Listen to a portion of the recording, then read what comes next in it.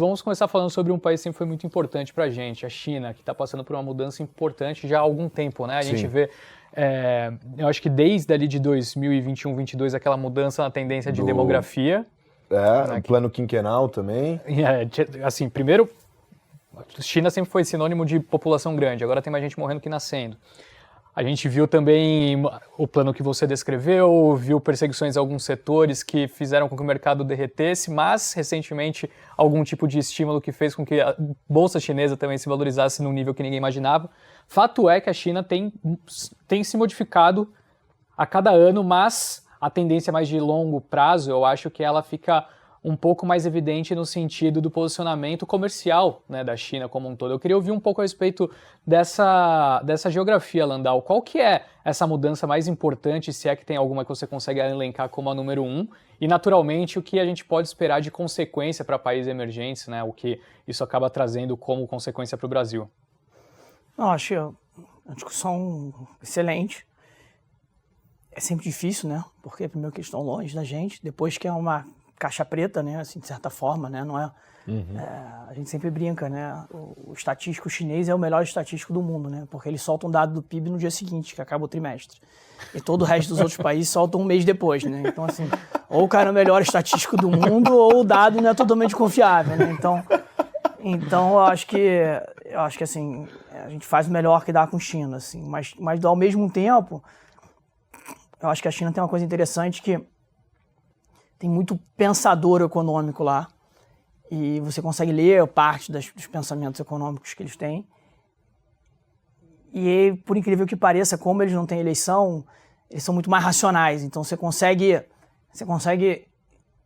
O cara vai fazer o certo, o correto e vai em linha com o que eles fazem.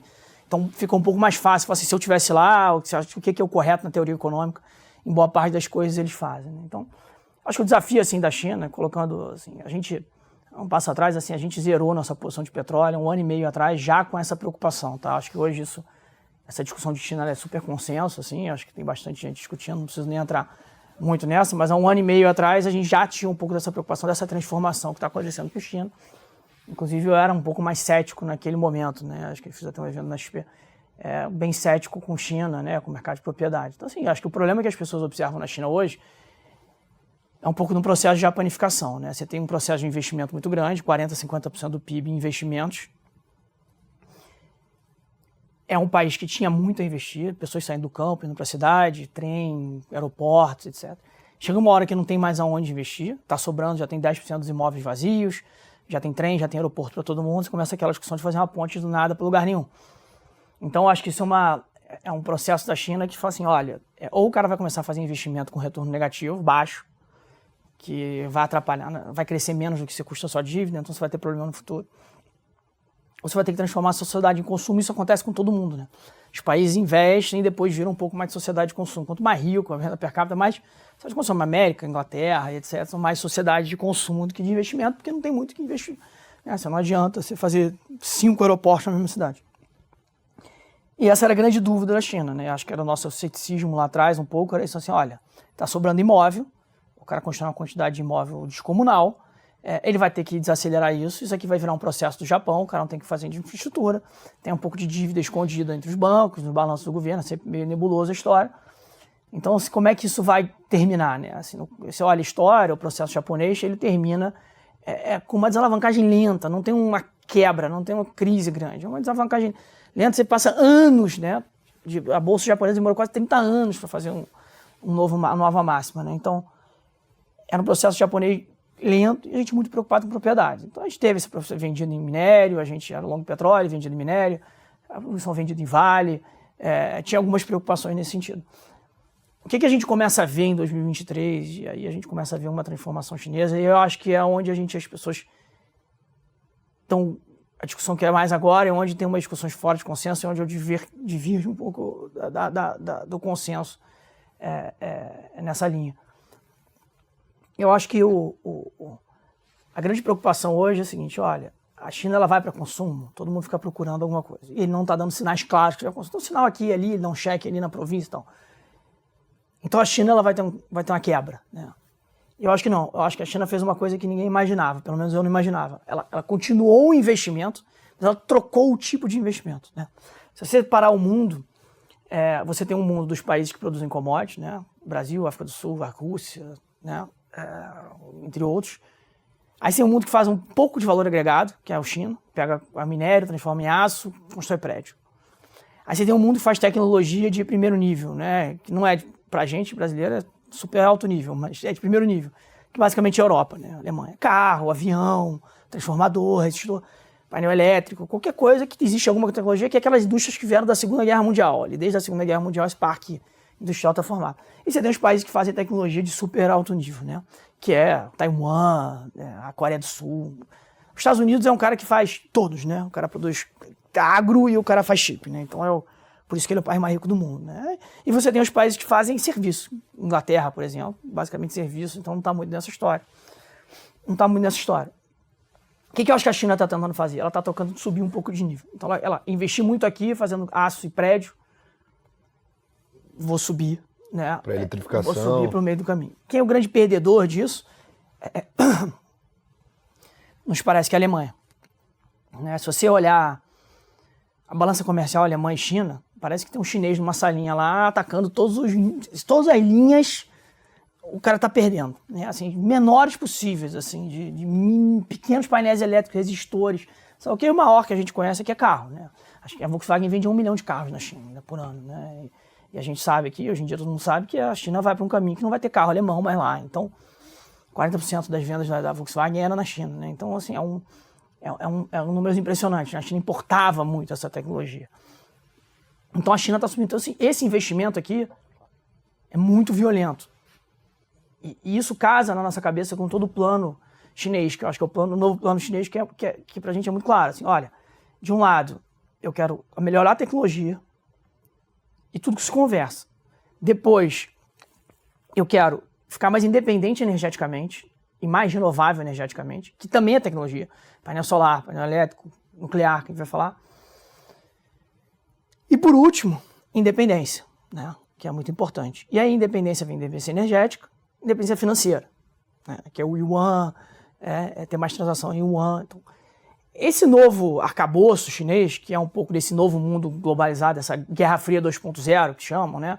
Estados Unidos e China, né? Que é uma Guerra Fria, né? Que ninguém está muito pronto para lutar ainda, mas está todo mundo malhando para sair na porrada amanhã, né? Então, o cara, ele é baseado um pouco nisso. Então, o cara investe, ele vai investir 60% do consumo de energia chinês é carvão, o cara vai investir em painel solar, é descomunal o crescimento que está tendo, o cara investe em tecnologia. Isso soma com um dos maiores problemas chineses, e o grande objetivo de política chinesa, que é o desemprego. O desemprego jovem lá é alto, né? É alto na China. Você não sabe se o número está certo ou não, mas ele é alto. E como a China hoje tem a política de um filho só, esse desemprego jovem é muito importante, porque é o único filho da família que a família investiu tudo. Lá não tem aposentadoria, não tem welfare state, não tem nada, então as pessoas têm que juntar dinheiro. Então você investiu tudo naquele filho sustenta a família inteira, né? Ele foi bem preparado, foi para a faculdade, é formado, engenheiro. Então você não quer esse cara de novo construindo prédio, você não quer esse cara colhendo arroz, você quer esse cara fazendo chip, trabalhando na parte de tecnologia. Então, além disso, você precisa dar emprego para esse cara. Então, meio que tudo se junta. Você faz isso daqui, você foca em tecnologia, você foca em energia, você fica independente, você dá emprego para a pessoa que está saindo, para o engenheiro que está sendo formado, esse 1 milhão de engenheiro que ele forma por ano. Tudo isso se junta nesse cenário que, olha só, que é um novo cenário chinês de... Isso casa com o cenário de, olha só, eu investi 40% do PIB, eu vou continuar investindo nessa parte. O problema é que o investimento em propriedades é maciço, assim, os números são gigantescos. Você precisa fazer muito investimento para tentar competir. Então, acho que a dúvida que as pessoas têm hoje em dia é assim, será suficiente esse lado compensar esse? Você consegue fazer um número de painéis solares suficiente para dar emprego para essas pessoas? Para compensar para o seu PIB não cair? Quando você agrega o PIB a parte de tecnologia sobe muito, a parte de propriedades cai alguma coisa, né? Então, são duas Chinas, né? Quem vai vencer, né? Acho que essa é a grande dúvida. Eu acho que a minha divergência um pouco no mercado é um pouco dessa, assim. Eu acho que as pessoas se preocupam muito com uma piora da economia chinesa e eu, na margem, fiquei mais otimista, porque eu acho que o cara está fazendo o correto. Ele está fazendo o correto, assim. A armadilha da classe média, que você não ficar preso na classe média, ela passa por você aumentar a produtividade do seu país. Enquanto você investe em tecnologia, energia, etc., você está aumentando a produtividade. Então, enquanto o mundo fica discutindo besteira ou as coisas que a gente discute nesse mundo atual, a China está lá, o cara não pode usar rede social, de certa forma, o cara tem que trabalhar, estudar, tem uma ética de trabalho, investe em tecnologia, quer evoluir na cadeia de produção. Então, eu acho que o chinês está fazendo o correto. Então, eu não consigo ficar, assim, por mais é muito dolorido, assim, isso, porque você acredita muito na democracia liberal, e você acha que a democracia liberal gera ideias, gera empreendedorismo, e é isso que faz uma economia se mexer. Se olhar a China e falar assim, acho que o cara está fazendo correto. É óbvio que está desestimulando o empreendedorismo lá, a questão toda da democracia, a questão toda de ser contra lucro, a gente vê as ações deprimidas, mas ao mesmo tempo você vê um país que o caminho não deixou se perder, simplesmente, vamos dar cheque fiscal como o Brasil faz, dinheiro para todo mundo e vamos embora. Então, eu acho que a China tem essa história. E aí, outra coisa que é um pouco da minha divergência, é que as pessoas falam muito de que a China é um modelo exportador e está reforçando o modelo exportador. Eu acho que a China tem um pouco de característica do que foi o Brasil na década de 60, que a gente tentou fazer e não conseguiu, sabe? Que é a substituição de importação. Você pega carros, por exemplo, o cara produz 12, 15 milhões de carros e a maior parte é para o mercado interno. Então, sim, o resíduo que sobra ele vai exportar. Você vai BYD na rua, você vai na rua que você vai ver um BYD. O resíduo ele vai exportar, mas boa parte do que o cara está fazendo é falando assim, olha só, eu não sei para onde eu vou, mas não faz sentido nenhum eu importar um carro de um alemão que trabalha de 9 às 4 da tarde e paga 50% de imposto e quer ter benefício pra cacete. Se eu posso produzir um cara aqui que trabalha 12 horas por dia, não tem, o imposto é baixíssimo, não precisa de mais. Então, assim, não faz sentido nenhum. Então, boa parte do progresso chinês nesse momento é substituindo a importação, que é um mercado deles muito grande, 1,5 bilhão de pessoas. E você imagina, você produzia 1 milhão de carros, você passa a produzir 12, 15, é emprego pra cacete, isso gera renda para o consumidor e talvez você caminhe um pouco mais para a sua sociedade de consumo. Então, sim, tem um modelo exportador. Que as pessoas me perguntam, se o cara quer fazer um modelo exportador, por que ele não está depreciando o câmbio? Que é uma das duas, né? Assim, você fala assim, o cara está com um problema, o câmbio vai desvalorizar. Aí você olha, semana passada ele interveio no câmbio. Aí você fala assim, não, vai... Aí teve outro estresse de novo. Aí ele vai... intervém no câmbio de novo. É só assim, mas se o cara está tentando ser um modelo exportador, por que ele está deixando o câmbio tão fixo? Porque ao mesmo tempo, ele quer transformar a sociedade num modelo mais estável. Ele quer o yuan sendo uma moeda. Então, assim, não é claro que ele quer que seja um modelo exportador. Eu acho que ele quer ser uma sociedade mais tecnológica, mais independência, mais forte para enfrentar os problemas. Então, assim, é um mundo novo. As consequências, para mim, são muito claras. Assim, você vai ter uma deflação muito grande no mundo, você vai ter uma piora europeia muito grande, foi uma posição que a gente tentou fazer. Foi muito contra esse ano, e atrapalhou a performance do fundo nesse ano. A gente não tem mais ela, mas sempre olha para voltar. A gente acha que países como o Brasil, que são importadores de tecnologia, vão se beneficiar, porque a gente consegue importar carro mais barato, por exemplo. E você vai ter uma China e você vai ter desafio dos outros mundos de conseguir acompanhar o progresso chinês. E vai ficar essa disputa geopolítica grande. Mas eu acho que é um mundo novo e interessante. Então, acho que assim, eu não tenho esse ceticismo que a China está num buraco. Nem acho que a China precisa fazer uma grande bazuca. Eu acho que você está num caminho de ganho de produtividade muito claro, que ele já tem uma boa produtividade. Então, assim, vai ser um desafio para as outras indústrias do mundo. Assim, você não consegue descartar que daqui a 5, 10 anos a China dominou a indústria global. Assim. Então, assim, é bem viável que seja esse caminho. Eu acho que vai ser interessante de acompanhar. Agora, quando a gente fala com as pessoas sobre China, especialmente com a turminha do buy-side, os gestores, né? O que você mais escuta tá desvalorizado pra caramba. A gente viu nas últimas semanas, né? Em 4 dias, a China saiu de pior bolsa do mundo para número 1 em performance, né? Teve uma alta muito relevante, porque a posição técnica também era muito favorável a isso, né? Todo mundo desinvestiu, não tinha dinheiro lá, e quem tinha estava vendido, né? Então, sim, naturalmente, uma galera é esquisada, vai estopando, a recompra, os papéis subiram. O que falam é que, beleza, subiu, a posição técnica é legal, tal, mas os fundamentos pioraram, né? Os fundamentos são ruins. Que é esse lado da China que você estava falando de baixo. Para você, então, o fundamento é bom. Tá no lado de olhar para esse ponto. Eu acho assim, é óbvio que não é aquele momento chinês que a democracia era a favor, que o cara tinha pouca dívida, que o cara tinha muita coisa a fazer. É óbvio que a gente não está falando que a gente está em 2002. A discussão aqui é se a China vai capotar ou se o cara vai conseguir manter uma situação mais normalizada, né? O país já está mais rico, né? Você crescer 10% com o PIB desse tamanho é uma coisa, né? Você crescer 10% com um PIB gigante o tamanho do produto é enorme. Então eu não acho que a gente está num cenário de explosão, mas eu acho que o cara está conseguindo fazer essa transição que é dura. E eu acho que boa parte das dificuldades das democracias ocidentais e de qualquer democracia é conseguir fazer transições. Você virar para o cidadão e falar assim, olha só, você vai sofrer agora, porque daqui a 3, 4 anos vai ser bom.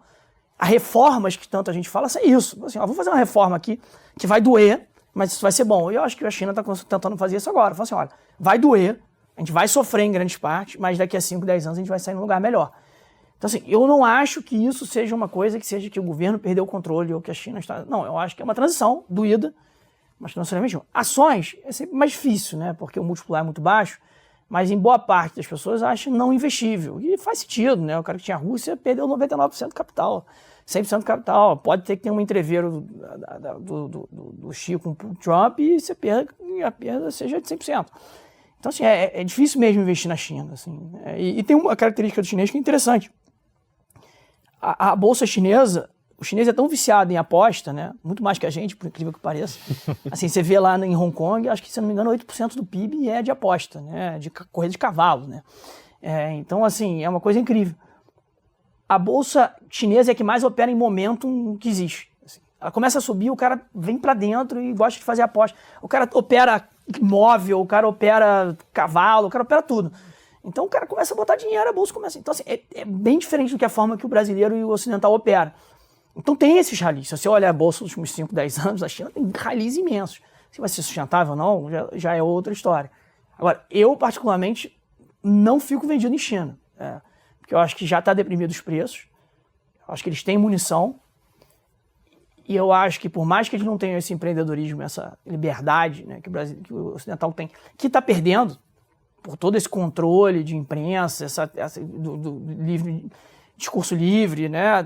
Tudo isso você está perdendo, de certa forma, as pessoas têm um pouco de medo. Eu acho que na China isso já não tem, né? Então, assim, tem um foco muito grande em trabalho, em produtividade, que eu acho que o resto do mundo perdeu, né? Com esses gastos fiscais, com esse aumento de imposto. Então, assim, é aquela história de onde você quer chegar. Talvez a China passe por dificuldade em 1, 2 anos, mas eu acho que ela é vencedora, né? No médio prazo. Você comentou que você não fica vendido em China. Aí você ficaria comprado ou está comprado? E se não, existem outras maneiras de ganhar dinheiro com essa mudança de hábito, de consumo, mudança de perfil da sociedade chinesa através de commodities? Enfim, qual que é a sua opinião a respeito disso? Eu acho que assim, a gente... É isso, exatamente isso. A pergunta é ótima. Assim, esse é o nosso processo macro. Esse é o nosso cenário macro de China. Tá. Então, o nosso cenário macro de China foi um dos que a gente zerou a posição de petróleo, que a gente falou assim, olha, a gente viu que o cara fez no aço. O chinês, quando traça uma reta, ele vai muito forte. Você pega todas as curvas de expectativa de produção, ele vai muito mais forte que a média, né? É uma coisa impressionante, o chinês sempre, né? Então, você olha o carro, as curvas de expectativa de produção eram muito abaixo da que estão sendo realizadas. O cara, com 60% dos carros lá já são elétricos, híbridos, etc. E isso é esperado, sei lá, 30% nesse momento. Então, quando a gente olhou aquilo, a gente falou assim, cara, olha só, a demanda chinesa não está crescendo como a gente imaginava. A gente não saiu da posição, porque a posição de petróleo deu só 50 pontos de 4, 50% de 4. A gente não saiu, tinha dado mais, né, antes, mas a gente não saiu exatamente porque tinha uma queda. A gente saiu porque assim, olha, tem uma perna aqui, que essa demanda aqui, talvez ela não vai existir no futuro. Sabe, a aceleração de venda de carro elétrico e híbrido na China está muito forte. Então, a primeira coisa que a gente fez foi sair da posição de petróleo. Sai da posição de petróleo, que está chamando a atenção. Essa curva, quando ganha uma aceleração assim, ela não vai parar. Ela não para, o chinês não para, não volta atrás. É planejado, é estratégico, vamos para aquele lado, corre todo mundo para aquele lado, vamos correr todo mundo para aquele lado, até o mandato vocês parem de correr. Então, assim, não vai parar. Né? Não é, não, a margem ficou baixa. Então, não, o cara vai fazer margem baixa, margem zero, prejuízo, não interessa.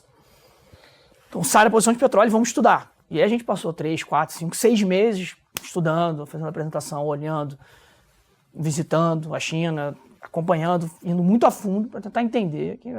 E aí você pega esse cenário macro, você começa a descer. Você fala assim, bom, o que eu consigo investir na China sem investir na China? Né?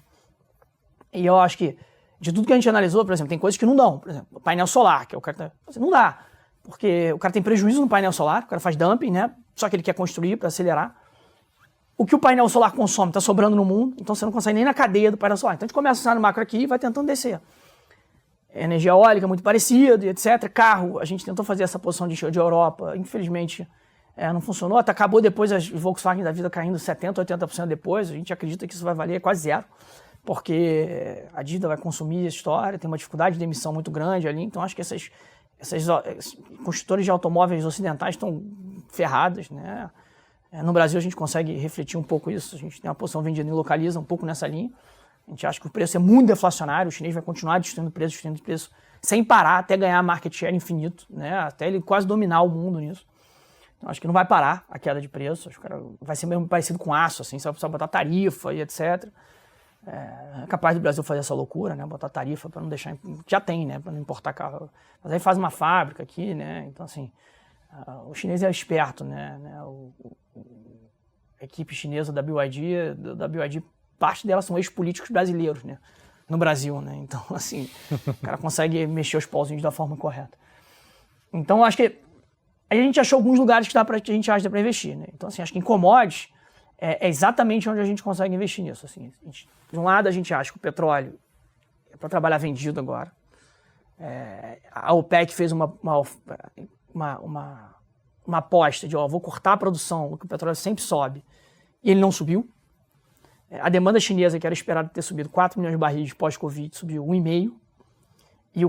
E todas as pessoas que fazem projeções, a agência internacional, tem que 2030 só faz pico de demanda na China. E o chinês veio falar, o cara da empresa de petróleo falou assim, esse ano é pico de demanda de gasolina. Então, assim, eu acredito nele. A gente vê as demandas, tá parada.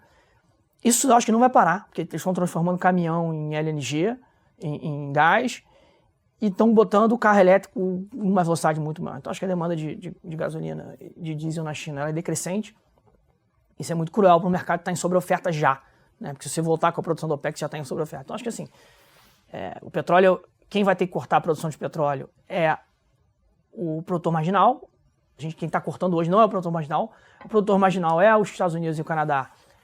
E eles são os capitalistas, e o capitalista corta a produção por preço. Então o preço vai ter que ajustar para eles. Se tiver subsídio do Trump, o preço é mais baixo ainda. Então acho que a gente tem um longo caminho até chegar nesse momento de cortar preço. Então a gente olha assim, conseguir investir, a China vai afetar o mercado de petróleo. Então a gente consegue fazer vendendo nas empresas, porque as empresas... É uma coisa engraçada, assim, um analista de ações, ele precifica a empresa e fala assim, minha projeção de petróleo é 80. Então o cara fala assim, a Petrobras tem, sei lá, 14% de yield. Só que no final do dia, o cara de juros, ele fala assim, tem 40% de 50 bips, tem 40% de corte de 25, tem 20% de zero. Aí o cara fala assim, o valor esperado é 32. E aí ele ficou operando em volta disso. O cara de ações, não, minha projeção é 80. Você deveria ser uma gama de projeções. Você pode olhar de outra forma e falar assim, não, beleza, então se o petróleo é 80, mas é high do ciclo, né, o máximo do ciclo. Então o múltiplo tem que ser mais baixo. E a gente não vê essas empresas de petróleo num múltiplo mais baixo. Então eu acho que o petróleo é de 80 para baixo. Assim, a gente está no meio de uma guerra e o petróleo não consegue passar de 75. Sabe? Então assim, a gente acha que as pessoas estão subestimando o nível baixo do petróleo. Então, se a OPEC falar, eu desisti, pode ser 60, 50, 40. Então acho que tem um nível de petróleo que é muito preocupante. Então assim, um jeito de investir na parte energética, depois a gente pode conversar específico isso, o único lugar que eu acho que dá para investir é na parte nuclear. O mundo tem 400 usinas nucleares, a China quer fazer 100. A velocidade com que a China está fazendo a usina nuclear é descomunal, o cara focou totalmente nisso. Tomou a Kazatomprom, que é o maior produtor de urânio do mundo, para eles, estão fazendo reservas estratégicas, o nível de investimento em urânio é impressionante, e estão fazendo muita usina nuclear. Como o mercado já está em oferta e demanda negativa, né, já está faltando urânio no mundo, eu acho que é um cenário que você já começa bem, porque você já começa num cenário onde já está em falta, e não é só a China que está investindo. Você também tem a Europa virando, né, depois que percebeu que não dá para ser a poliana da história, então, eu vou ficar aqui sem usina nuclear e estou queimando carvão. Então está todo mundo virando já para usina nuclear. Os Estados Unidos também passou uma legislação para também botar mais usina nuclear, e agora chegou as Big Techs, né? A Microsoft, a Google, está todo mundo querendo fazer. Então, assim, acho que tem a demanda descomunal e uma oferta restrita. Então, acho que a melhor forma de operar a China é via nuclear, que eu acho que a China no nuclear tem uma coisa que a gente fica olhando a demanda da China, mas é muito importante geopoliticamente. Porque se o cara importa petróleo, o navio passa por vários inimigos dele. Índia, que não é amigo, vai passar por Estreito de Singapura, vai passar por vários lugares que você consegue travar o navio no meio do caminho, a China para. Então, boa parte da mudança de carros elétricos da China é para ganhar tecnologia. Como eu te disse, casa tudo, né? A fome com a vontade de comer. É para ganhar tecnologia, é para o cara dar emprego para o cara que está saindo da faculdade, é para ser mais limpo o ar lá, que tem problema com isso? Mas ao mesmo tempo é para reduzir a demanda, a dependência de petróleo importado. Se 100% da frota dele for elétrico, conecta no grid dele, o grid dele nuclear, não precisa de ninguém, O cara é independente. Você sai numa guerra com a China, o cara está lá produzindo. Então, parte da decisão é geopolítica. Então, o cara quer sair dessa demanda de petróleo e quer ir para o nuclear. Então, nada melhor que você fazer, vender o petróleo e comprar o nuclear. Né? Óbvio que nos meandros disso tem muita coisa que a gente analisa. Tem as empresas que a gente compra, tem as empresas que a gente vende, tem os equilíbrios de oferta e demanda, tem um momento da história. E a terceira posição, rapidamente, aqui, que é a outra independência que ele quer, a independência financeira. Né? A gente viu na guerra da Rússia que os Estados Unidos tirou as pessoas do SWIFT, né, que é o meio de pagamento. Você percebeu que o cara tomou os iates, jatinhos dos russos, né? Então, e quem tinha dinheiro em banco americano, o cara também confiscou. Então, todo mundo que é do eixo do mal e tem 1 bilhão na conta, pensa, ó, tem que ter um pedaço do meu dinheiro aqui que fica em Abu Dhabi, que fica em Dubai, tem que ter um pedaço do meu dinheiro em Yuan, e eu tenho que ter um pedaço do meu dinheiro em ouro. Então, acho que o que a gente está percebendo hoje é que não só essas pessoas físicas do eixo do mal, como as pessoas do eixo do bem, o segundo item mais vendido da Costco em valor foi ouro. A Costco vende uma barrinha de ouro de $2.000, impressionante, vendeu 2 bi de dólar, se eu não me engano. E os bancos centrais foram muito fortes para isso. Então o Banco Central Chinês está acumulando muito ouro, muito ouro. E tem as pessoas físicas chinesas que estão tentando defender o controle de capital, não tem como mandar dinheiro para fora, compram ouro também. Então eu acho que essa independência financeira da China, e desse lado do eixo do mal, né, Rússia e etc e tal, é um caminho, de novo, muito forte no ouro. Então você tem a demanda de ouro implícita nesses bancos centrais, e até do lado da Polônia e etc, está todo mundo tentando comprar ouro. Então, eu acho que a nossa posição de China, ela é basicamente nossa caminho de short petróleo, comprado em urânio, comprado em ouro, e era uma posição vendida em Europa, que a gente foi obrigado a sair, porque a gente não estava entendendo exatamente por que estava aquela pujança tão grande de Europa, então a gente saiu um pouco para dar uma olhada um pouco e talvez no futuro voltar. Infelizmente a Volkswagen, as Porsches, esses carros que a gente, esses automakers que a gente tinha, caíram muito, mas a gente ainda acredita que tem posição a ser feita nesse caminho. Boa. Agora, eu adorei o jeito que você explicou, porque ficou muito didático, mas é isso, né? O chinês está tentando subir um pouco nessa prateleira, nas prateleiras que você construiu ali do mundo. E antes, o chinês, né? A China batia na porta dos outros países e vinha e falava assim, pô, Stetter, compra aqui esse copo, né? Compra aqui esse Power Ranger aqui, né? Que quebrava 2 dias que depois. Tem 30 dias de garantia, mas vai no 31º quebra. E agora ele está batendo na porta desses países para vender bateria elétrica para carro. Sim. Né? Que é, como você colocou bem, né? Pegou ali todas as linhas de receita da Alemanha, tá batendo uma por uma, virou concorrente, não é mais amigo. Isso, né? perfeito. E com esse canhão todo que a China tem, que é impressionante, né? A China, seguinte, acabou esse negócio de imóvel, vamos começar a eletrificação, aperta um botão, quebra a segunda maior construtora do planeta, aparecem, sei lá, 500 CNPJs de startups de eletrificação abertos, que a gente falou tudo isso aqui no Stock Pickers, né? E vira a mão completamente, né? E subsidiando, indo para competir para cima, igual você falou, contratando um ex-político brasileiro para ajudar a empresa a operar aqui no Brasil. Do ponto de vista macro, a gente falou muito de China e como expressar as teses, né? Mas como é que isso começa a entrar na componente do teu cenário como um todo? Porque isso me parece ser um movimento inflacionário, porque ele dá subsídio de um lado, começa a entrar em outros países, mas será que os outros países não vão começar a tarifar? Como é que fica essa lógica pro resto do seu cenário? Eu acho que, assim, tem duas coisas, tá? Primeiro que no nosso cenário macro, a gente não gosta de ter um grande cenário macro que a gente pega todas as variáveis. A gente fala assim, olha, onde é que a gente acha que a gente está vendo uma coisa que as pessoas estão vendo não diferente, porque não acho que tem essa... Você tem que olhar na humildade de falar, cara, tá todo mundo trabalhando, lutando para ver, mas onde é que você tem uma visão um pouco diferente? Então, aí nisso a gente consegue ir, e às vezes a visão nada mais é do que um horizonte diferente. A questão do urânio, você contrata o urânio 4 anos à frente, então assim, tem paciência, não tem pressa. Esse mercado de urânio vai demorar, a gente já está 3 anos em urânio. Eu fiquei 6 anos em petróleo, então assim, esse urânio vai desenvolver. E eu acho que no cenário macro, acho que isso é uma grande dúvida que as pessoas têm. Assim, a gente tem uma convicção que é pro outro lado. Assim, as pessoas têm um pouco dessa cabeça que é inflacionário. Tá? Essa é uma que o mercado tem muito comum de falar assim, olha, vai todo mundo tributar, se reduz a globalização, né? E vai todo mundo tributar, né? Inclusive, eu estava escrevendo na carta, assim, né? Tem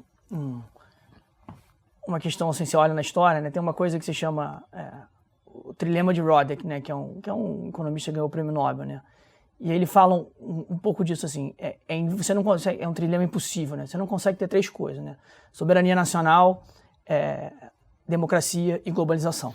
As 3 coisas ao mesmo tempo não dá, né, a Europa conseguiu,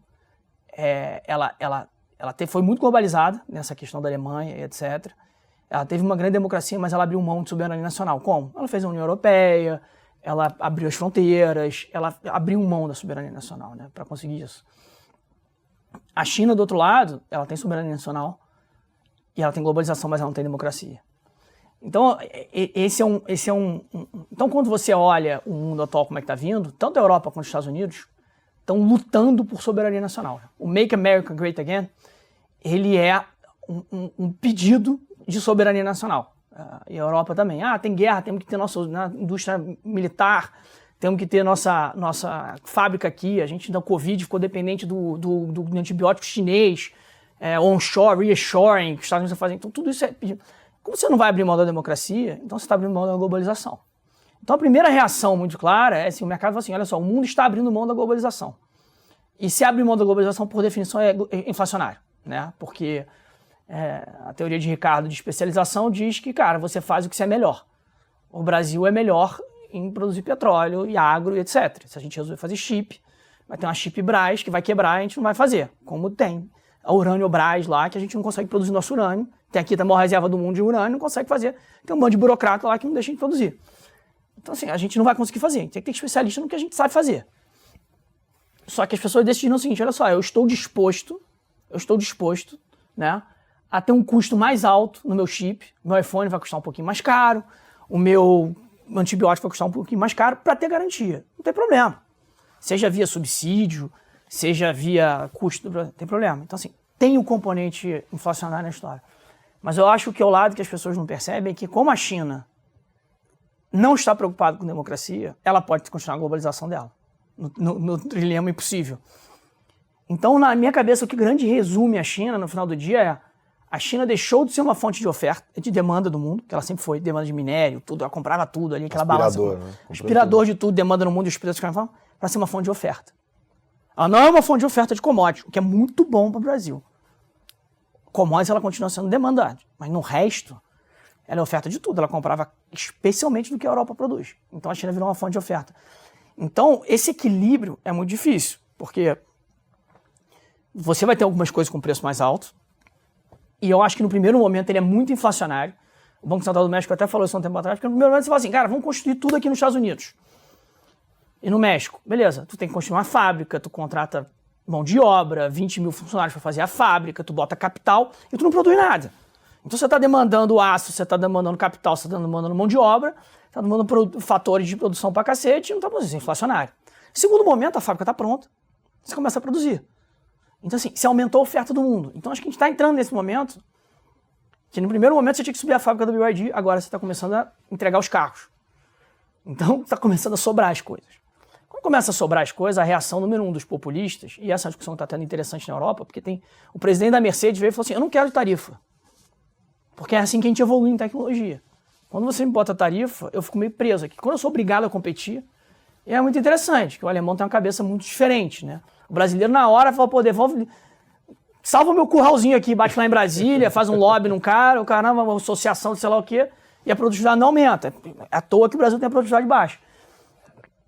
Então, quando você olha a história, fala assim, olha, os preços vão começar a cair. Um BYD de entrada, ele custa para fazer 13 mil dólares, 30 mil euros. O que compete com ele, o Renault, custa 25 mil euros de custo. E tanto a BYD quanto o Renault vende a 26 mil euros. Então a BYD pode cortar muito preço, mas ela não corta. Porque as pessoas vão falar que é dumping, etc. Então fica essa discussão de tarifa que eles estão ali.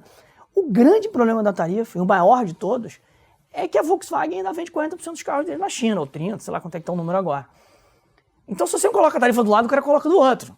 Você vai quebrar o cara do mesmo jeito, porque no final do dia você é exportador. A balança comercial europeia, ela é exportadora. Então você não consegue colocar tarifa. Os Estados Unidos não, os Estados Unidos pode. Os Estados Unidos é a draga de dinheiro do mundo, quanto corrente capital negativo, quanto corrente negativa. Cara, não quero. Eu estou disposto a pagar mais, porque eu sou mais rico, e eu vou pagar mais. Não tem problema nenhum. Vai ficar colado e falar assim, olha só, eu odeio chinês, eu vou comprar um carro 20 mil reais mais caro porque eu não quero ter um carro chinês, o dinheiro é dele. O europeu americano pode fazer isso. Então, que é um pouco dessa história. De repente, os Estados Unidos vai estar mais inflacionário que o resto do mundo. Só que do outro lado tem os emergentes, que não tem direito a ter ideologia. Né? Você vai para Brasília, você conversa com o cara, o chinês, o americano, fala, meu irmão, eu não quero saber se o cara que carrega o dinheiro tem olho puxado ou não. O importante é que o dinheiro seja verde. Então, assim, já escutei. Então, assim, não tem ideologia no Brasil. Você quer, assim, 70% dos carros comprados no Brasil são com a seguinte pergunta: qual é o mais barato? No Google, qual é o carro mais barato? Então, o cara compra o carro mais barato. Então, assim, pro Brasil é fantástico, porque como a gente não produz nada de tecnologia, a gente tá aqui na primeira daquele rankingzinho que eu vou deixar o primeiro. Cara, a gente vai comprar tudo que vem mais barato. Nossa balança é muito boa, a gente consegue aumentar a importação pra cacete. E parte do que a gente tá vendo de Brasil estando melhor do que as pessoas falam, pô, a inflação tá mais baixa, o PIB tá melhor. Parte disso é porque o que a gente exporta, que são as commodities, estão bem. E o que a gente importa desse lado estão caindo muito, entendeu? De preço. Então, acho que esse cenário de inflação ou deflação ele vai depender de país, mas eu, João, sou um otimista com a inflação. Eu acho que vai ser super deflacionário. Eu acho que a China ela tem um componente que hoje a gente está no momento que você ainda está tendo briga. Por quê? Porque o chinês, sei lá, produz 12, 15 milhões de carros, sei lá, boa parte está ficando lá.